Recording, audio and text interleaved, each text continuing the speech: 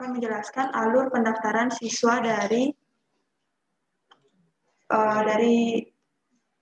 sisi sistem pendaftaran dari siswa.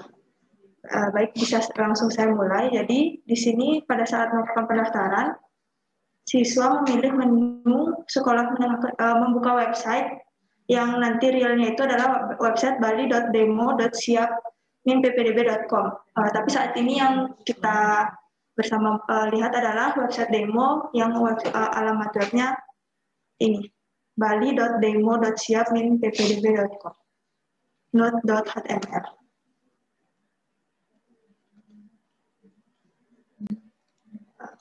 Baik, bisa saya lanjutkan. Kemudian siswa memilih jenjang SMK. Di sini yang pertama saya contohkan adalah untuk yang jalur zonasi, karena ini yang baru di jenjang SMK.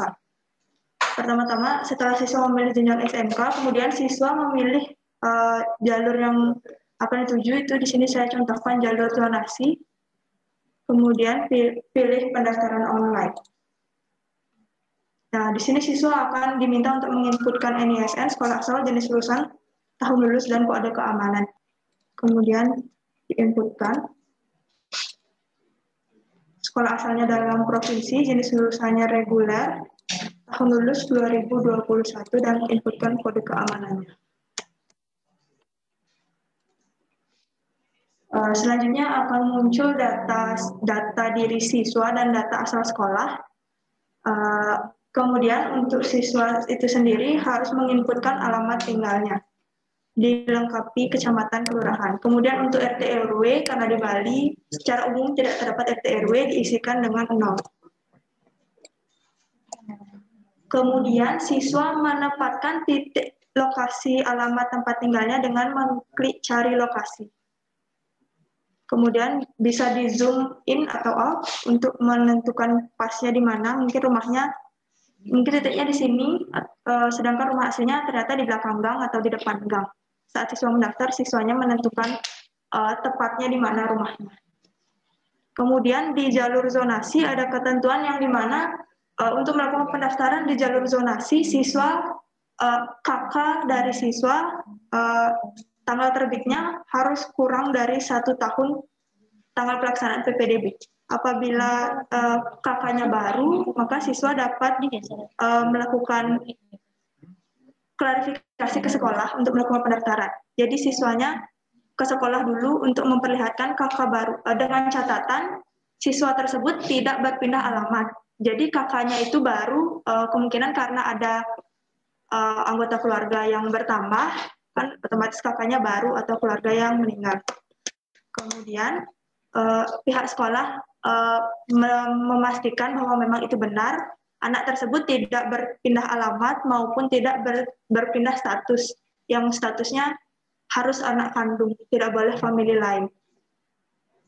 Kemudian pilih tanggal kartu kakak dikeluarkan dan menginputkan nomor kartu keluarga. Dan memilih alamat yang digunakan untuk mendaftar, apakah alamat tersebut berdasarkan KK atau surat keterangan domisili. Kemudian dilanjutkan.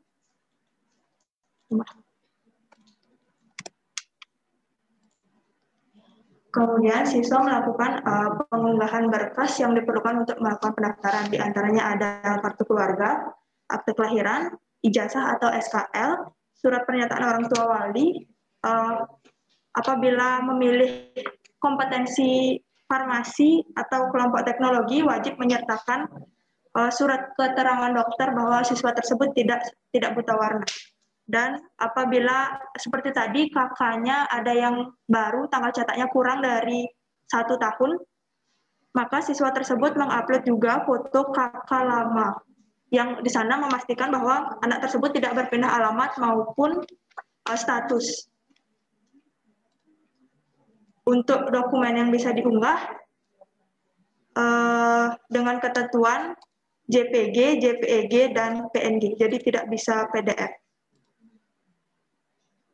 Di sini saya pakai dokumen acak saja dulu sebagai contoh, dan ukuran dokumennya maksimal 1 MB.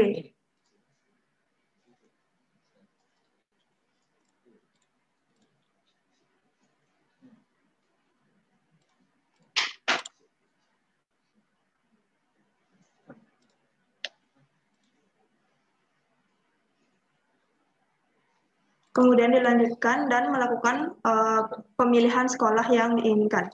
Pada jalur zonasi, siswa dapat memilih 2 SMK dan maksimal 4 kompetensi dengan ketentuan di satu SMK maksimal hanya bisa memilih 2 kompetensi.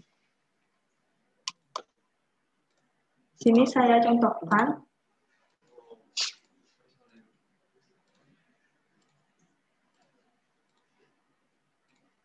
Jadi kalau semisal siswanya sudah memilih SMK Negeri 1 Bebandem dan SMK Negeri 1 Amrapura.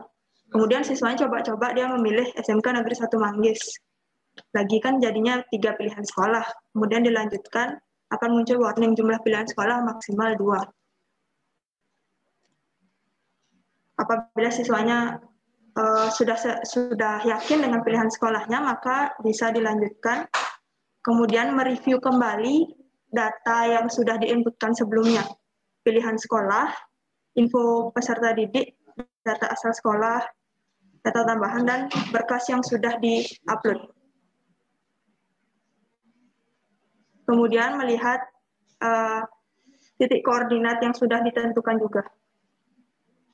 Apabila semuanya sudah sesuai, bisa dicentang setuju dengan pernyataan yang tertera. Kemudian dilanjutkan dan melakukan cetak bukti ajuan pendaftaran.